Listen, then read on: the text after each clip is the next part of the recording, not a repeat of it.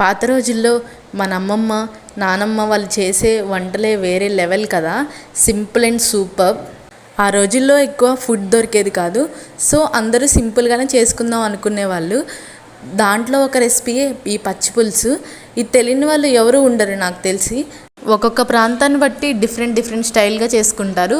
నేను ఇప్పుడు మా నాన్నమ్మ చేసే స్టైల్లో చూపిపోతున్నాను. ఫస్ట్ ఉల్లిగడ్డలు, ఇంకా 3 ఎండుమిర్చి, కొంచెం కరివేపాకు, కొంచెం బెల్లం, ఉప్పు అండ్ కొంచెం చింతపండు అయితే తీసుకోవాలి.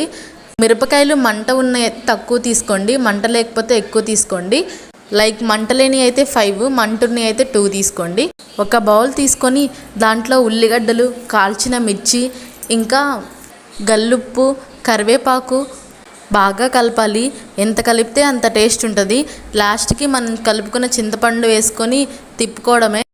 అంతే పచ్చి పులుసు. ఎప్పుడైనా మన ఇంట్లో కూరగాయలు